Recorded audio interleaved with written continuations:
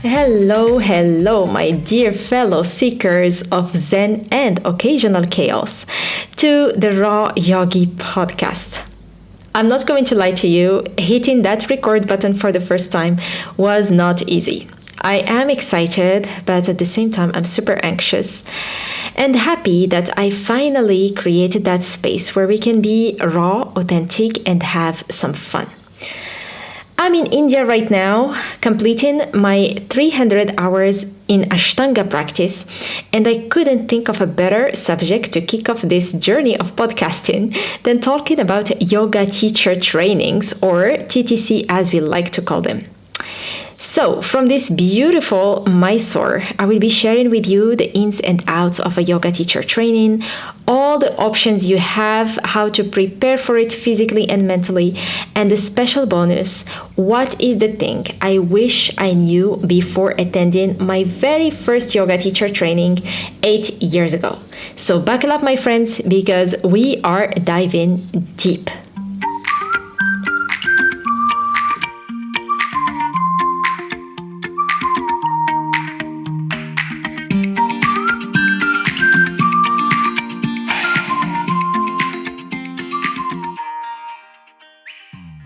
So, before we get started, let's take a moment to ground ourselves. I want you to feel present and open your heart to receive whatever resonates with it from this episode. So, close your eyes, take a deep breath in, and turn your focus within. Now, ask yourself, how are you doing today? How is life treating you so far? I know it sounds cheesy, but when I do this practice, it either sends me into a deep state of gratitude as I count my blessings, or if life is challenging and I am feeling low, it helps me spot what is draining my energy. I think it's important to find that space of honesty and accountability and say it out loud. I'm not showing up as my best anymore. Whether it's at work or with family, with friends, or even with your partner. And that's okay. Take a moment to realize your cup is empty and it's your job to fill it up again so you can be present with your environment. So yes, breathe it in and out and check in with yourself from space of change, not drama.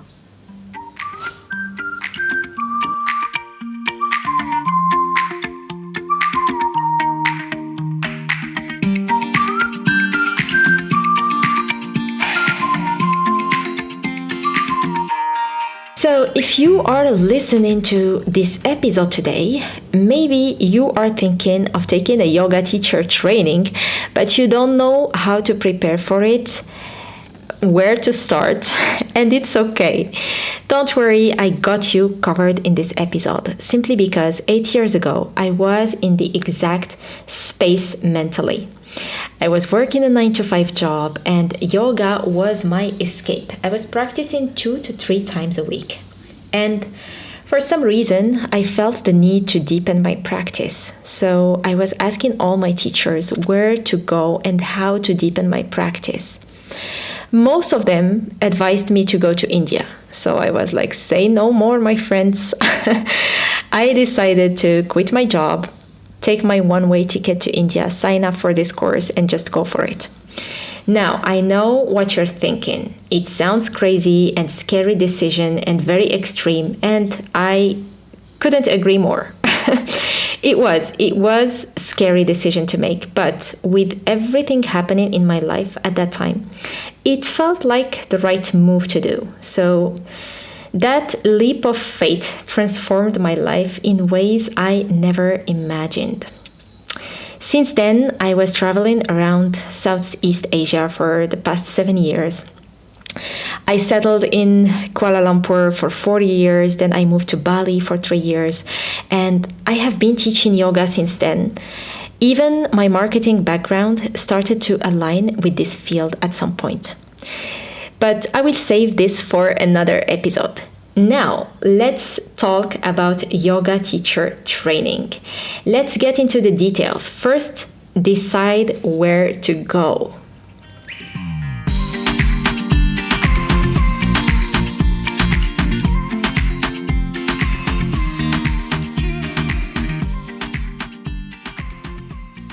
my dear friend, where should you go for your yoga teacher training? First, we can all agree that COVID has opened up new learning gateways with all this online trend. And yoga is no exception. I saw so many yoga schools now they offer the chance to do your yoga teacher training from the comfort of your own home online. Plus, since yoga has traveled so far, you can also find a yoga teacher training program at the nearest studio in your own city, which is impressive. And they even design the whole program in a way you can only practice on a weekend, which is convenient if you work a 9-to-5 job. So yeah, it is interesting to have these new ways to learn, but I know, since I have experienced India many times, and I can see the difference. I know that there is something far more powerful in yoga that cannot be experienced unless you create a strong consistency in the practice over a specific period of time. And I'm not speaking here about the exercise like the yoga asana or the yoga flow. I'm speaking about the whole philosophy of yoga, meaning if you commit to practice the whole yoga, like starting from the breathing, the meditation, the cleansing, the diet, the alignment, when you practice all of it at the same time with full consistency and commitment, then my friend, you are going to witness the power of this practice. And I can say it confidently. That's why I travel all the way to India to find that environment which is crafted for you to experience this essence of yoga. Sure, you can do it from your living room and you can pop up into weekend classes, but if you want to tap into the real essence of this practice and the magic of it, you need more than just convenience. You need immersion, my friend.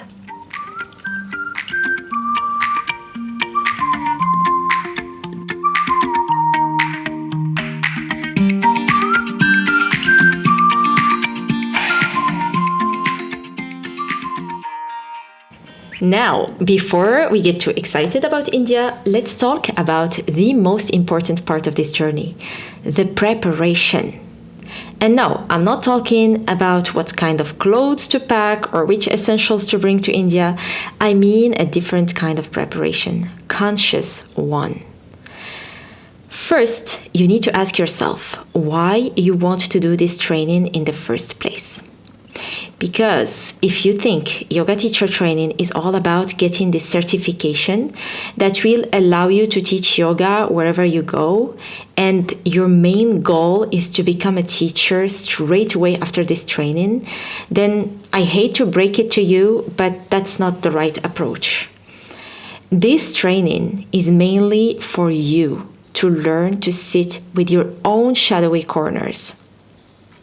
And it will happen because the practice is very intense. Basically, you start at 5 a.m. in the morning until 8 p.m. You practice every day for 30 days. Blending and combining all these techniques, breath work, meditation, yoga asana, whether it's hatha or ashtanga yoga, learning about the philosophy of yoga, and eating super healthy, like the kind of food that is not feeding your emotions, but nourishing your soul, which can mess up with your mind at some point. But the truth is, when you combine this, all of it, for 30 days, all day long, every day, it will shake you up and bring all your unresolved parts to the surface to be healed. And you need to surrender to this process. It's quite intense one, and the more you surrender to it, I think it will naturally make you a good teacher.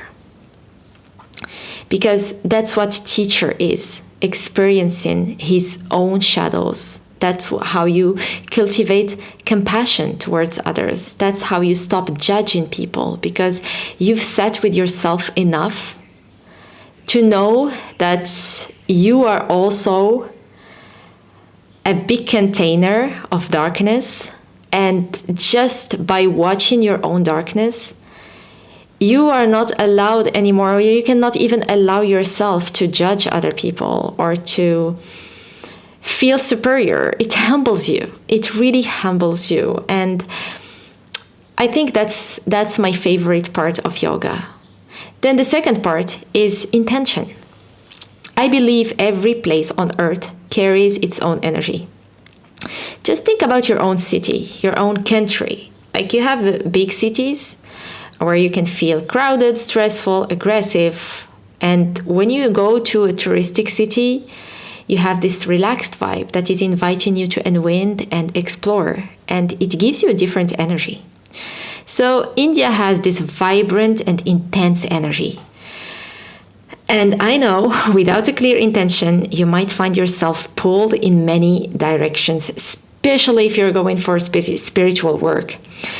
I have been there. I have experienced both sides of India. I remember when I went to my first training. It was so funny. Like, the first day of the training, we had this opening ceremony, and they asked us, "Why are you here?" So my answer was very vague, I think. I was like, I don't know. I have no intentions. I have no expectations. And I think it was the worst answer I gave. Words are very powerful, honestly. Because when I started to do my training and I reached the point where you can feel the energy around you, I was feeling the intensity of India. All of it. Not even a single part, every single part of it. And it was so intense. Hell, it was painful. It was super painful. And of course, I was frustrated in my first training. And when it was done, I was like, fucking hell, I'm leaving this country. I would never come back here. But as they say never. After 7 years, I think it's 7 year cycle. This year, when I decided to come back to India, I was like, okay, hold on a second. I need to take full responsibility as well. It's not like India was not good. I wasn't prepared for it. So this time, I was like, okay, I need to prepare my energy for India. And I've been reading this book from one of the authors that I love so much. He's from Jordany. And he was speaking about that. He was like, you need to set a clear intention and even write it down before you go. And I was like, okay, I am going to do that. So before I went to India this time, I did my meditation, and I was like, okay, this is what I'm feeling right now.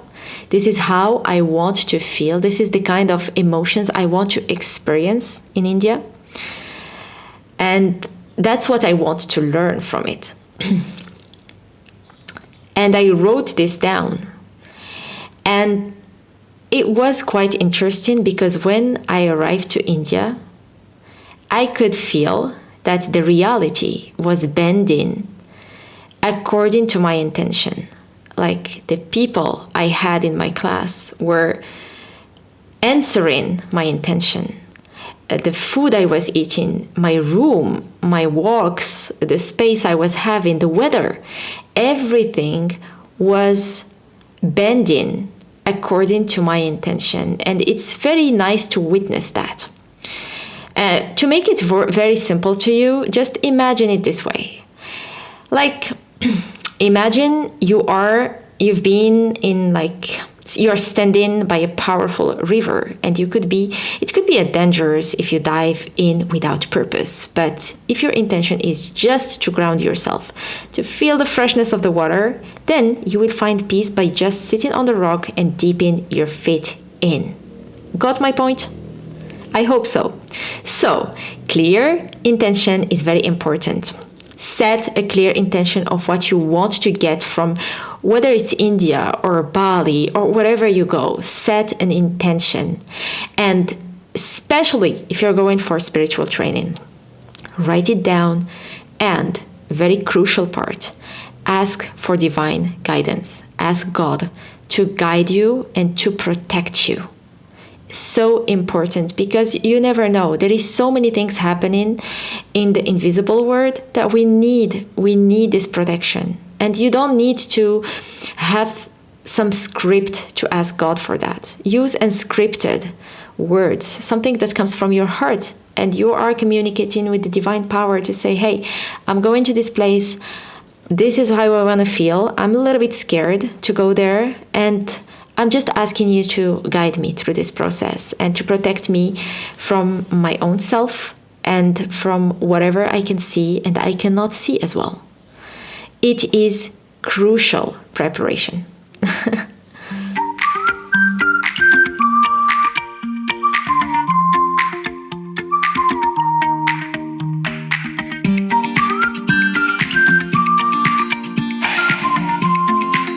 And before we close this episode, I am going to share with you the last point, a little bonus for you.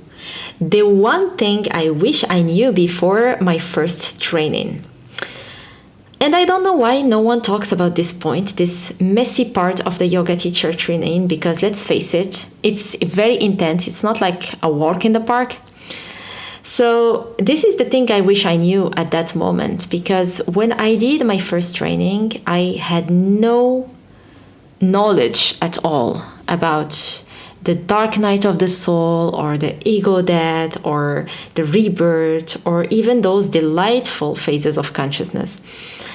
And I also didn't realize, I actually haven't experienced this before the training. Even when I was practicing yoga, I never experienced how a single yoga pose could unleash emotional blockages that has been chilling in your body for years.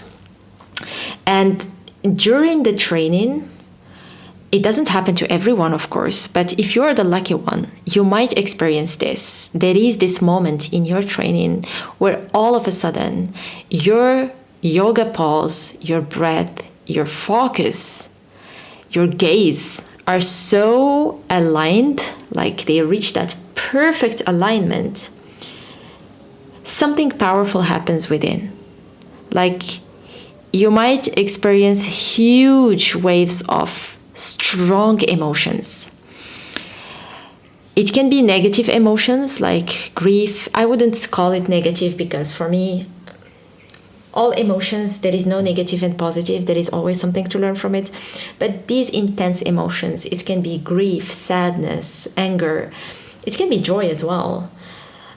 But when you reach this, when you experience these huge waves, they are actually bigger than the original trigger. You can feel it's coming from old stuff. Like you don't even recall the event, but you can feel the emotion. I won't tell you how to deal with it because your soul already knows. But if your mind isn't on board with this whole process, if you are not aware that this is a process, it might go into fight or flight mode to keep you safe. Meaning you will resist this process of cleansing. And if you resist, it's going to be painful. And I know what I'm talking about. Like this is the thing I wish someone told me in a very simple way, like just this gentle reminder that I'm sharing with you here.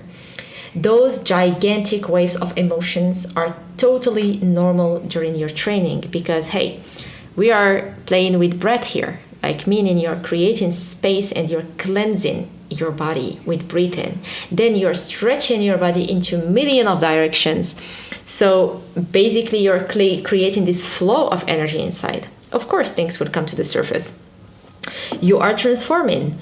And let's be honest, parts of you are not gonna like that because they are meant to disappear. So they will create this resistance. They will try to trick you. This is the perfect moment to embrace this process. There is one pose in yoga, it's called Shavasana, where you just lay down in the floor and you don't move for like 2 minutes. You're completely still. That's exactly what you need to do in this process. Shavasana, my friend, embrace it, ground yourself, and all you have to do here is to get as close as possible to God, because congratulations, you are going to be cleansed. There are things that needs to be acknowledged, that needs to come to the light, and this is your moment to feel this process and to live it consciously. So that was my bonus part for you, my friend. I really hope you enjoyed this episode. Thank you so much for listening to me for this first episode. It wasn't easy to record, but here we go. But I'm super happy that I am doing this work today. I'm super happy that I am in India right now completing my 300 hours TTC. It's a beautiful journey. It's really beautiful to just work on yourself and to explore who you are. It's not about being happy. It's not about seeking joy or happiness. It's just about witnessing this divine patterns, and see how your mind is shaped, how your emotions are shaped. And you are completely actor of your own healing. And I think this is a really good thing to experience in this lifetime. My dear friends, I have shared my own experience, and I definitely don't want you to namaste everything I say. So if something I share lights a spark in your soul, awesome. Embrace it, run with it, make it your own. But if not, no worries. Simply shake it off like a downward dog in the rain and keep seeking and enjoying your journey. That was all for me today. Meet you next Friday at the Raw Yogi podcast for another subject. Until then, keep it real. No yoga pants required in this podcast. Come as you are and just enjoy the talk.